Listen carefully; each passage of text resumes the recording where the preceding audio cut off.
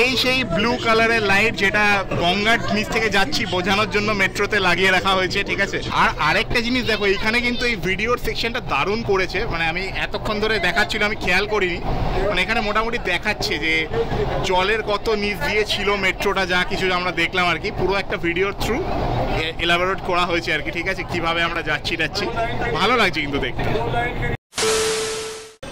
Excitement আজকে চরম লেভেলে গাইস, কারণ আজকে ফার্স্ট টাইম আমি ট্রাই করবো হাওড়া মেট্রো। তো এই মুহূর্তে দাঁড়িয়ে আছি হাওড়া ময়দান স্টেশনে।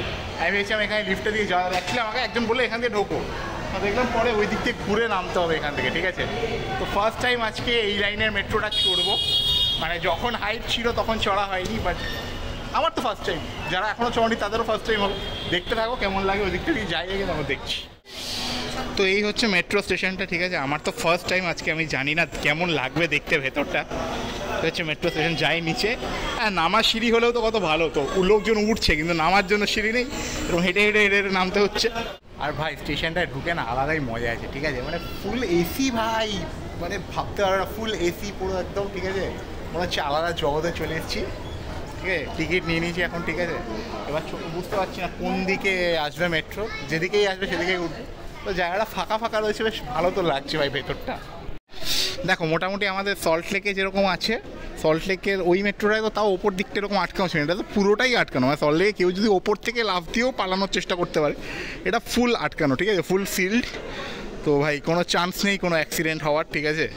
স্টেশনটা অ্যাকচুয়ালি বোঝা যায় না কতটা চওড়া, মানে লম্বা আর কি। দেখো এইখান থেকে অতটা অবধি লম্বা, কিন্তু এইখানে মাঝখানে এতগুলো খোপ রয়েছে, বোঝা যায় না। তো এই আমাদের হাওড়া ময়দান মেট্রো, ঠিক আছে, ফার্স্ট টাইম আমি আজকে চড়বো। যথেষ্ট লম্বা, কিন্তু মাঝখানে এত খোপ মনে হবে জায়গাটা খুব ছোটো। তবে যাই বলো গাইস, মানে ফুল এসি জায়গা, ঠিক আছে, মানে আমি তো বলবো 5 টাকা দিয়ে কাটবে টিকিট, পরের স্টেশনে নেমে যাবে, এরকম করে এখানে এসে 1 ঘন্টা 2 ঘন্টা কাটিয়ে দেবে, ঠিক আছে। ফুল এসি চরম চিল্ড জায়গা, মজা লাগবে। হাওড়া ময়দানে উঠে হাওড়ায় নামবো, এরকম একটা টিকিট কেটে নেবে 5 টাকা দিয়ে এইখানে 1-2 ঘন্টা ধরে গিয়ে যাবে, ওটাই বেস্ট। আর চলে এসছে আমাদের মেট্রো, ফাইনালি গেট খুলবে এবার। ভাই চরম এক্সাইটেড, আজকে ফার্স্ট টাইম আমি এই মেট্রোটা চড়বো, ঠিক আছে। খুলুক এই, যদিও এটা ওই সেম মেট্রোগুলোই যেগুলো আমরা হয়তো ওই শিয়ালদায় চড়ি আর কি, বাট ওটাই আর কি। তবে শিয়ালদার ওই লাইনটার থেকেও এটা অনেক বেশি সেফ, ওপরটা যেহেতু পুরোটা সিল্ড। তো ফাইনালি খুলছে গেট, আর আমরা এখন ঢুকবো, আগে লোকজন নামুক, অ্যান্ড চলো।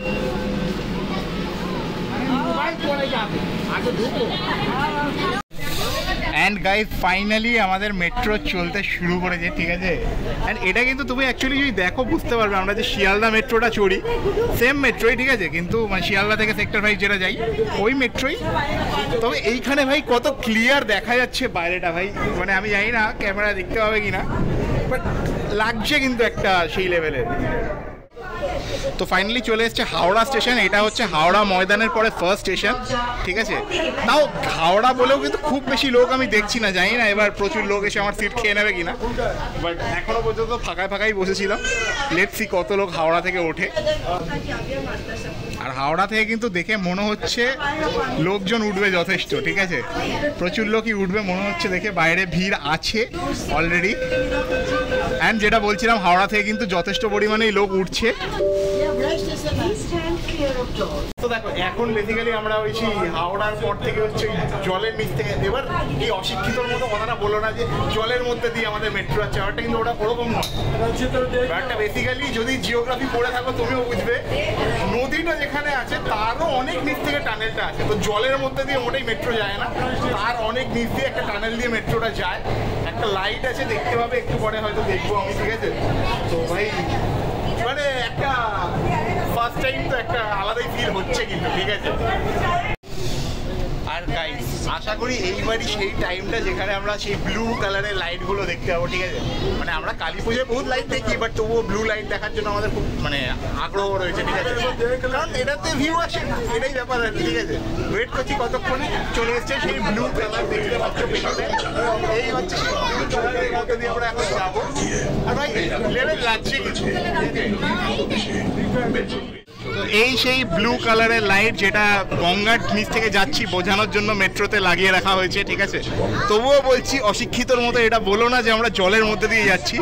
জলের অনেক নিচ দিয়ে কিন্তু টানেলটা আছে আর আমরা সেখান দিয়েই যাচ্ছি, ঠিক আছে। জলের মধ্যে দিয়ে মেট্রো এটা কিন্তু বলো না, ঠিক আছে। আর মাইকে কিছু একটা এটা নিয়েই বলছে আর কি, যে নদীর তল দিয়ে যাচ্ছি ভাবছি, বাট তোমরা মাইকের কথা শুনে কি করবে, আমার কথাই শোনো। যে শেষ হয়ে গেছে নীল রঙের সেই লাইটটা, ঠিক আছে। আর ফাইনালি হাওড়া থেকে আমরা এখন কলকাতায় ঢুকে গেছি, ঠিক আছে। এটাই মাইকে বলছিল আর কি, তোমরা মাইকের কথা আর কি শুনবে, আমি যদি চিল্লাতে থাকি ক্যামেরার মধ্যে। যাই হোক, মোট কথা এই ব্যাপার। এখন মহাকরণ স্টেশন আসছে আর তারপরেই আমরা ঢুকে যাবো হচ্ছে এসপ্ল্যানেড, আর তারপর ওখানে গিয়ে আমাদেরকে চেঞ্জ করতে হবে। আর আরেকটা জিনিস দেখো, এইখানে কিন্তু এই ভিডিওর সেকশনটা দারুণ করেছে, মানে আমি এতক্ষণ ধরে দেখাচ্ছিল আমি খেয়াল করিনি। মানে এখানে মোটামুটি দেখাচ্ছে যে জলের কত নিচ দিয়ে ছিল মেট্রোটা, যা কিছু আমরা দেখলাম আর কি, পুরো একটা ভিডিওর থ্রু এলাবোরেট করা হয়েছে আর কি, ঠিক আছে। কিভাবে আমরা যাচ্ছি, ভালো লাগছে কিন্তু দেখতে। এই যে এই জিনিসটা আমি বলছিলাম, দেখো কত সুন্দর লাগছে এই অ্যানিমেশনটা, ঠিক আছে। মাছ ফাছ দেখাচ্ছিল একটু আগে, ঠিক আছে। পকড়লো মাছলি কো, পকড়লো